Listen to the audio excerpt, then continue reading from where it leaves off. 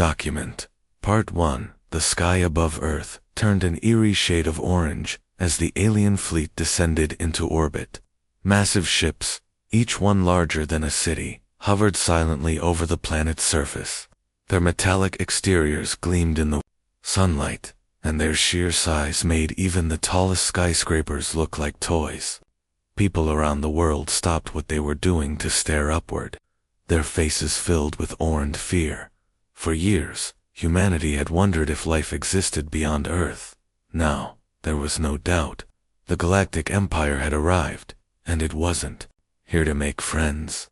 The leader of the fleet, Admiral Marcus Drake, broadcast a message to every corner of the globe. His deep, commanding voice echoed through television screens, radios, and phones. "We are the Galactic Empire," he said. "Your planet has much to offer, and we have come to guide you toward progress." But his words didn't sound like guidance. They sounded like orders. The Empire wanted control over Earth's resources, its skies, and its people. Cities buzzed with panic as news outlets reported that the Empire's ships carried weapons far more advanced than anything humans could build. Governments scrambled to respond, but no one knew how to deal with an enemy this powerful. In Washington, D.C., President Laura Hayes sat at the head of a long table in the White House Situation Room. Her advisors whispered urgently around her, debating what to do next. Among them was General Jason Carter, a grizzled veteran who led Earth's unified defense force. He slammed his fist on the table. "If we don't stand up to them now, they'll walk all over us," he growled. Beside him, Dr. Emily Roberts, a scientist specializing in alien biology, nodded in agreement. "Their technology is centuries ahead of ours," she said. "But we can't let fear dictate our actions."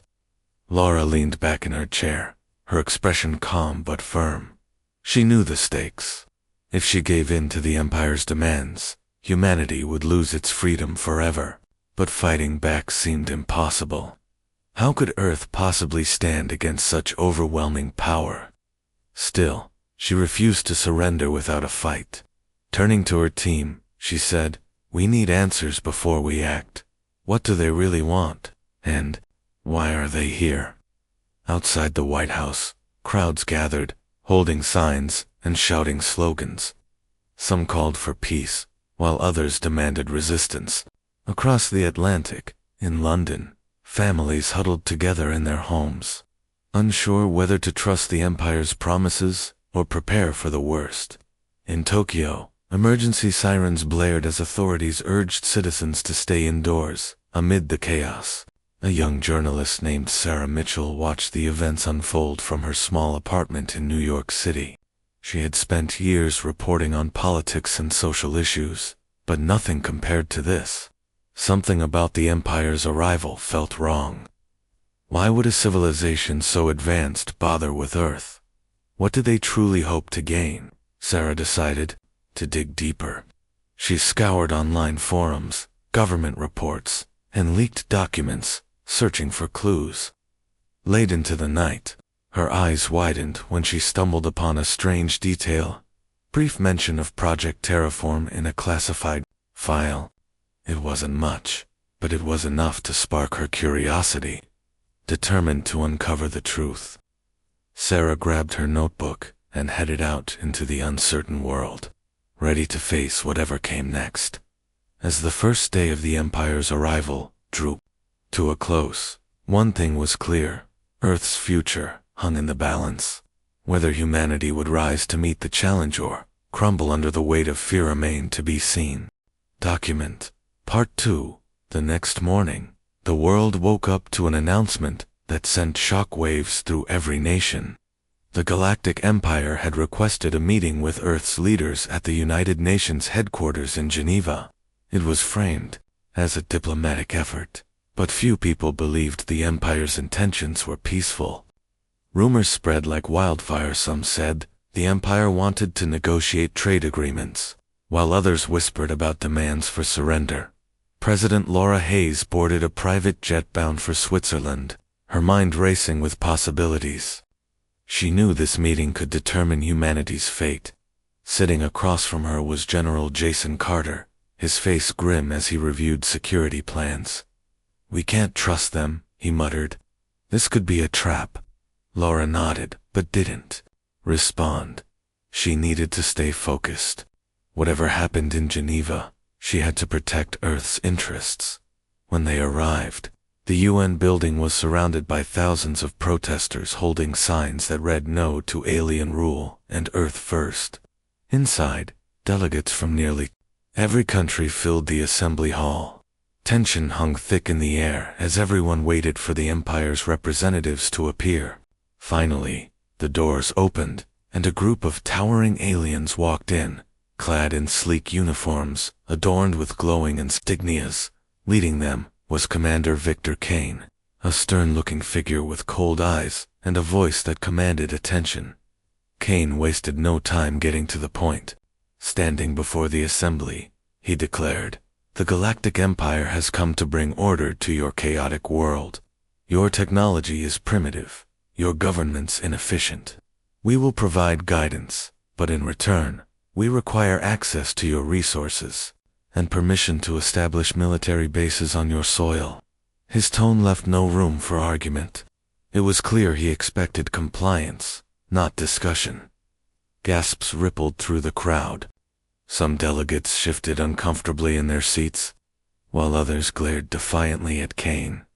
President Hayes stood up, her posture steady despite the weight of the moment. "Commander Kane," she began, her voice calm but firm, "Earth appreciates your offer, but we cannot accept such terms without understanding your true motives. Why do you need our resources? And what exactly does guidance entail?" Kane's expression hardened. For a brief second, his gaze flickered toward one of his aides, who subtly tapped a device on his wrist. No one else seemed to notice, but Sarah Mitchell did. Sitting in the press section with her notebook open, she caught the exchange and felt a chill run down her spine. Something wasn't right. What were they hiding? As the meeting dragged on, tensions escalated. Kane dismissed Earth's questions as irrelevant, insisting that resistance would only lead to destruction. "You have 24 hours to comply," he said before turning to leave. The room erupted into chaos as delegates shouted objections, and journalists scrambled to record the scene. Later that evening, Sarah sat alone in her hotel room, replaying the events in her mind. That quick interaction between Kane and his aide bothered her. She pulled out her laptop and began searching for anything related to the Empire's recent activities. Hours passed until she found a leaked document mentioning Project Terraform. It described plans to alter Earth's atmosphere and ecosystems to suit the Empire's species. If true, it meant the Empire intended to make Earth uninhabitable for humans. Determined to learn more, Sarah reached out to a contact she'd met during her research, former Imperial officer named Alex Bennett. He had defected years ago after witnessing atrocities committed by the Empire. When they met in a quiet cafe the following day, Alex confirmed her worst fears. "They're not here to help us," he said gravely. "They're here to take over. Terraforming is just the beginning." Sarah's heart sank, but she refused to give up. With Alex's help, she vowed to expose the truth to the world. Together, they devised a plan to gather evidence and alert Earth's leaders before it was too late. As they parted ways, Sarah couldn't shake the feeling that time was running out. The Empire's deadline loomed closer, and the fate of humanity rested on uncovering the secrets hidden behind their polished facade. Document Part 3. Back in Washington, D.C. General Jason Carter called an emergency meeting with Earth's top scientists and engineers. The clock was ticking, and they needed answers fast. Dr. Emily Roberts stood at the front of the room, her laptop connected to a large screen displaying data intercepted from the Empire's ships. "We've analyzed their transmissions," she explained, pointing to lines of encrypted code. "There are references to something called Project Terraform. It seems to involve altering Earth's environment on a massive scale." The room fell silent as the gravity of her words sank in. If the Empire succeeded in terraforming Earth, it would mean disaster for humanity. Entire ecosystems could collapse, and the planet might become uninhabitable for humans. General Carter clenched his fists. "We need to figure out how to stop them," he said. "If we can't fight their weapons, maybe we can outsmart them." Dr. Roberts nodded. "Their technology is advanced, but not impossible to understand. We've already started reverse engineering some of the pieces we recovered from their probes. If we can replicate even a fraction of their systems, it might give us an edge." Her team worked tirelessly, running simulations and testing theories, late into the night. Meanwhile, Sarah Mitchell and Alex Bennett traveled to a hidden rebel base nestled deep in the mountains. The facility was small, but well-equipped, housing a group of defectors and resistance fighters who had been preparing for this moment for years. Alex introduced Sarah to the leader of the group, a wiry man named Ryan Cole. His sharp eyes scanned Sarah as Alex explained their mission. "She's a journalist," Alex said, "but she's also got access to information we don't. Together, we can expose the Empire's plans to the world." Ryan crossed his arms, skeptical, but willing to listen. "What do you need from us?" he asked. Sarah pulled out her notes and began explaining what she had uncovered about Project Terraform. "If we can get solid proof of their intentions, we can turn public opinion against them," she said. "But we'll need your help to gather more evidence." Over the next few days, Sarah and Alex worked closely with the rebels. They hacked into Imperial communication networks, piecing together fragments of information. Each new discovery painted a clearer picture of the Empire's true agenda. It wasn't just about resources or military bases, it was about wiping out humanity entirely.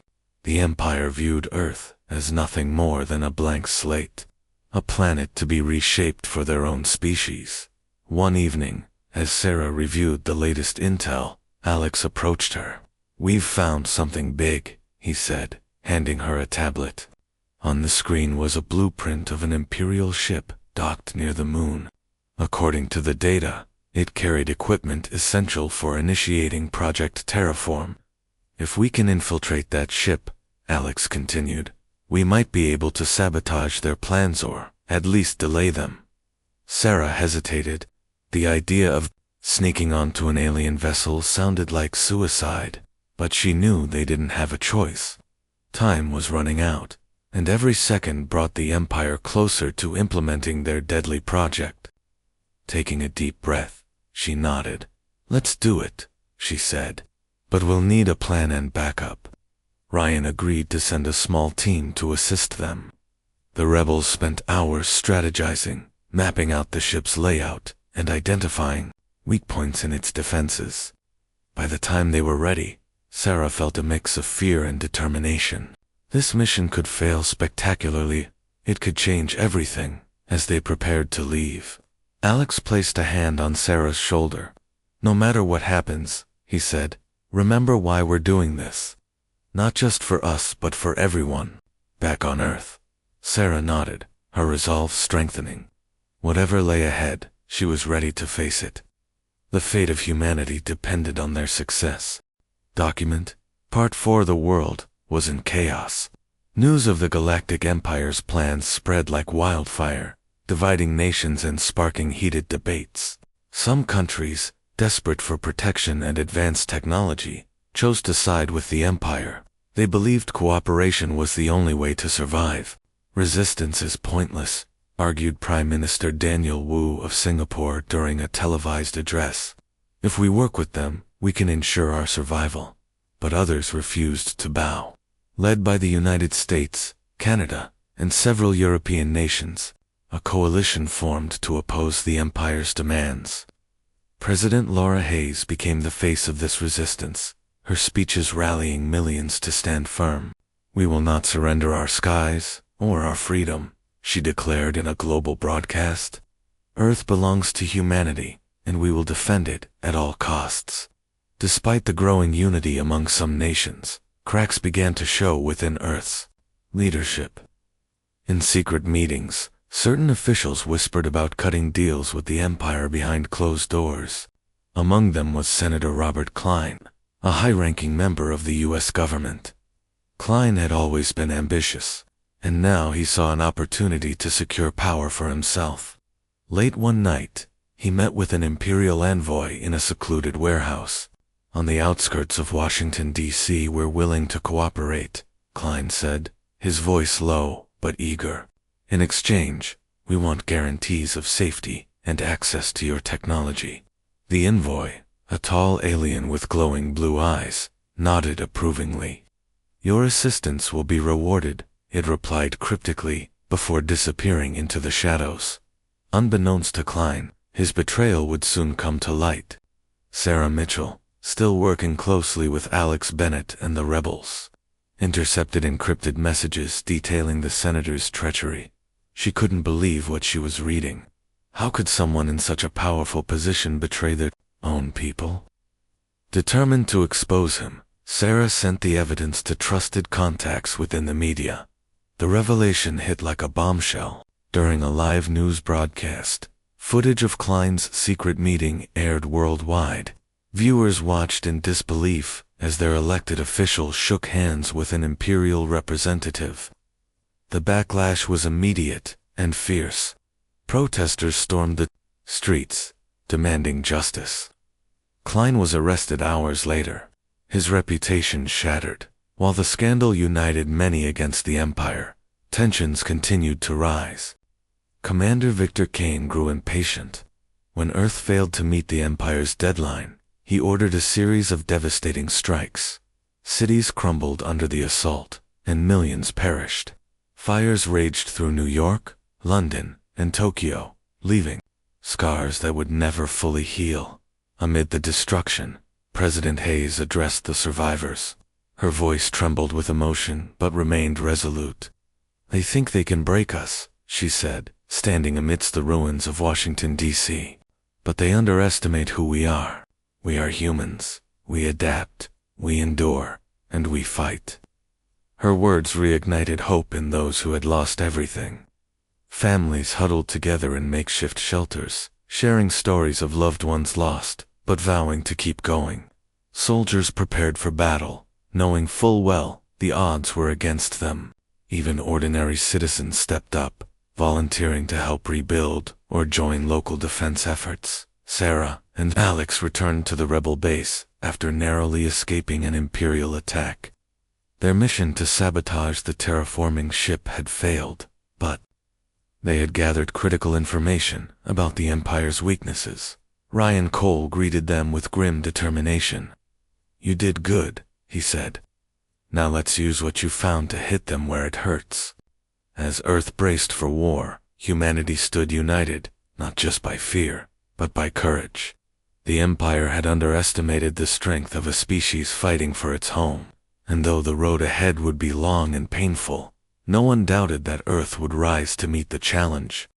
Document Part 5. With the Empire's deadline passed, and its forces advancing, Earth scrambled to prepare for the fight of its existence.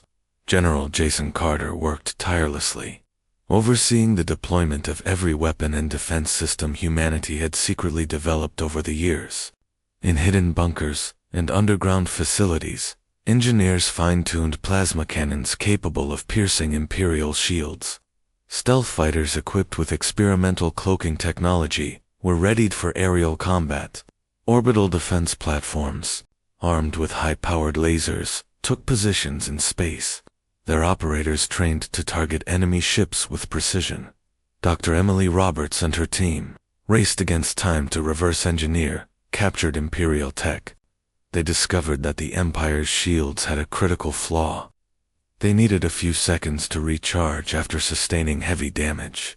This small weakness gave Earth's forces a chance. "If we can hit them hard and fast," Emily explained to General Carter, "we might be able to disable their ships before they recover." Carter nodded, his expression grim but hopeful. For the first time since the Empire's arrival, he felt like they had a real plan. Meanwhile, Sarah Mitchell and Alex Bennett shared the intel they had gathered with President Laura Hayes and her advisors.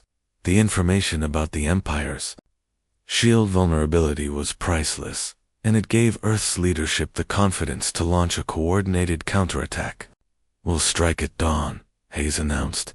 "Every nation in the coalition will participate. This is our moment to show the Empire that humanity won't go down without a fight." As preparations continued, ordinary citizens played their part too. Factories once used to make cars and appliances now churned out ammunition and spare parts for military equipment. Volunteers across the globe joined local militias, ready to defend their homes if the Empire launched ground assaults. Even children helped, collecting scrap metal and delivering supplies to soldiers stationed nearby. The entire planet seemed to pulse with a shared determination. On the eve of the battle, Sarah stood on a hill overlooking Washington, D.C., now fortified with barricades and anti-aircraft guns. The city was dark, its usual glow replaced by the faint light of emergency lamps. She thought about everything she had seen: the destruction, the fear, the courage, and wondered if humanity truly had a chance. Alex found her there, staring up at the stars where the Empire's fleet loomed like storm clouds. "You okay?" he asked softly. "I don't know," Sarah admitted. "What if we lose? What if all this isn't enough?" Alex placed a hand on her shoulder. "We've got no choice but to try," he said. "Even if we fail, we'll have shown them that we're not just some weak species they can push around. That's something worth fighting for." The next morning, the skies lit up as Earth's forces launched their assault. Plasma bolts streaked through the atmosphere, colliding with Imperial ships. Stealth fighters darted between larger vessels, targeting weak points while avoiding return fire. From orbit, the defense platforms unleashed barrages of laser beams, forcing the Empire's fleet to scatter. At first it seemed like the gamble might pay off. Several smaller Imperial ships exploded under the relentless attack, and cheers erupted from Earth's command centers. But the Empire wasn't defeated yet. Commander Victor Kane ordered his dreadnoughts to unleash devastating energy blasts, leveling entire cities below. The cost of resistance was high, but humanity refused to back down. General Carter watched the battle unfold from a secure bunker, his heart pounding as reports poured in. He knew this was only the beginning. The war would be long and brutal. But one thing was clear: Earth had drawn a line in the sand. And for the first time in history, an entire planet stood united, not just to survive, but to reclaim its future.